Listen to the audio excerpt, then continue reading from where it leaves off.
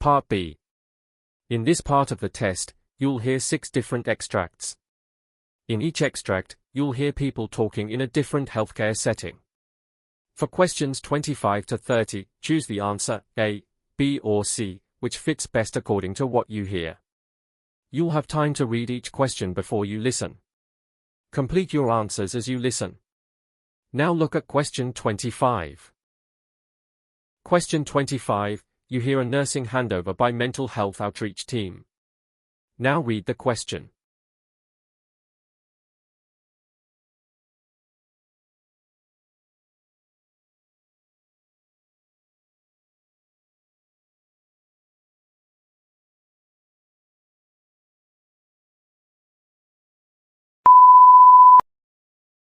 Our priority client today is Priya, age 34. She has a long-standing diagnosis of bipolar disorder, currently under a community treatment order. She resides alone in semi-independent supported accommodation and works part-time at a local cafe. Okay. Clinically, she's been stable for approximately 4 weeks. She's compliant with medication, lithium and quetiapine, and has been attending her psychotherapy sessions regularly. Her case manager has noted improved mood regulation and engagement during sessions. However, her neighbor contacted services reporting that Priya was playing loud music and singing into the early morning yesterday. When visited this morning, she appeared calm, cooperative, and denied any manic symptoms.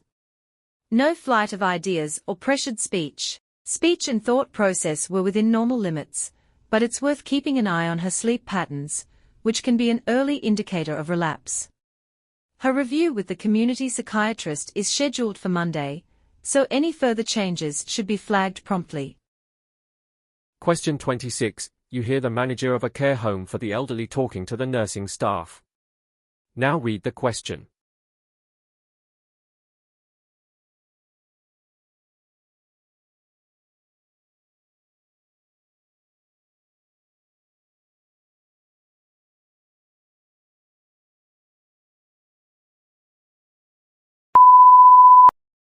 I'd like to say a few words about infection control, especially as we head into the colder months.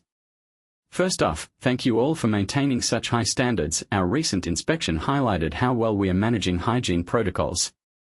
That said, we've noticed a slight increase in respiratory infections among residents, particularly in shared areas like the lounge and dining room.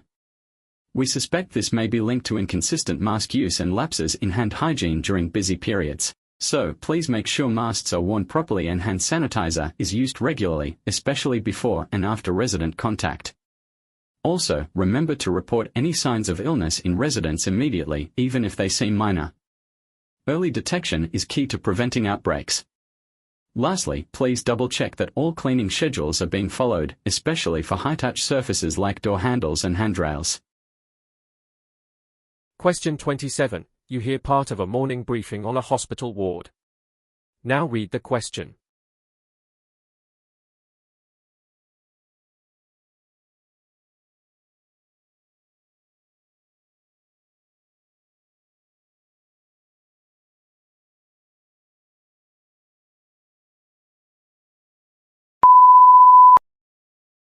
Let's move on to post-op patients. Priya, could you give us an update? Yes, we have Mr. Alan Brooks in bed 7. He's a 68-year-old male who underwent a laparoscope cholecystectomy yesterday afternoon. Overnight, he developed mild tachycardia and reported increasing abdominal discomfort. His temperature peaked at 38.4 degrees Celsius around 3 a.m., and his white cell count is slightly elevated. We've started for antibiotics as a precaution, and he's being closely monitored for signs of infection or bile leak. Okay. Has imaging been arranged? Yes, an abdominal ultrasound has been scheduled for later this morning. We're also keeping him nil by mouth until we have more clarity. Good. Let's make sure pain is well managed and that he's reviewed by the surgical team during their round. What's the plan for discharge? If his condition stabilizes and imaging is clear, we're aiming for discharge in 48 hours, with follow-up in the outpatient clinic next week. Sounds reasonable. Keep me posted on the scan results. Question 28. You hear part of an antenatal consultation at a GP practice. Now read the question.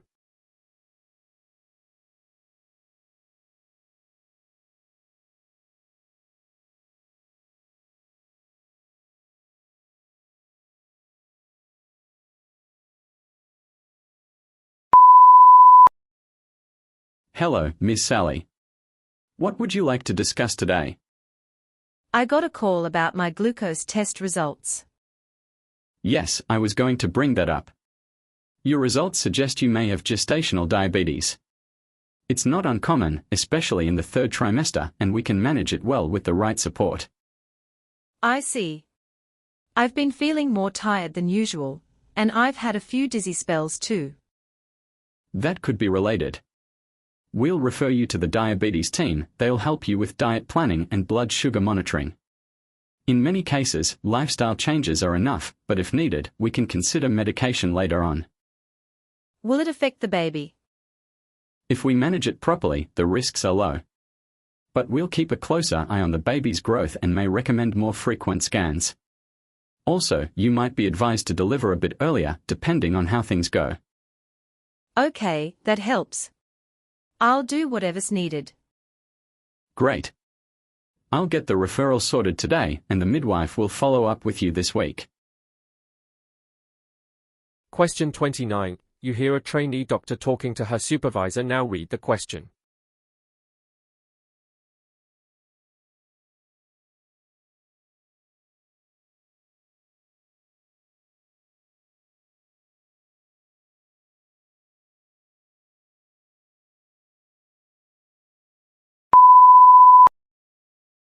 How did your afternoon clinic go, Maya?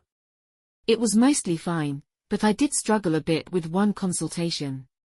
I had to explain a new diagnosis of type 2 diabetes to Mr. Collins.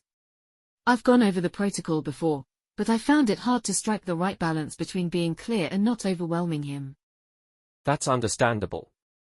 Breaking bad news or even life-changing diagnoses can be tricky, especially when patients aren't expecting it. Exactly. He seemed quite shocked, and I wasn't sure how much information to give him all at once. I tried to focus on the basics, diet, medication, and follow-up, but I could tell he was still processing it. You did the right thing by keeping it simple. It's often best to give them time to absorb the news and then follow up with more detail later. I've booked him in with the diabetes nurse for tomorrow, so hopefully that'll help. Good thinking. Next time, if you'd like, I can sit in and give you some feedback on how to pace the conversation. Question 30. You hear a nursing handover in a nursing home. Now read the question.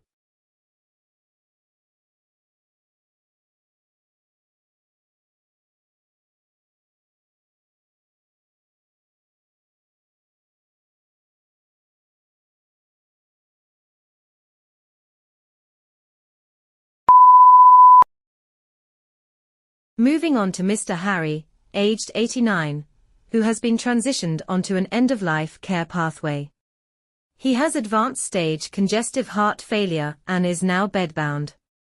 Oral intake is negligible and he's not tolerating even thickened fluids. Okay. He's nonverbal at this stage, but shows physical reactions to touch and sound, gentle eye fluttering and grasp reflex. PRN medications for terminal restlessness and secretions are administered subcutaneously via syringe driver. Oxygen is being delivered via nasal prongs for comfort, not therapeutic intervention. His family has been updated and is visiting regularly. They've requested a calm, quiet environment with soft music in the background. Nursing care includes 2 hourly turns, meticulous mouth care, and pressure area care. Please document any signs of distress, including facial grimacing or changes in breathing, and escalate for additional comfort support.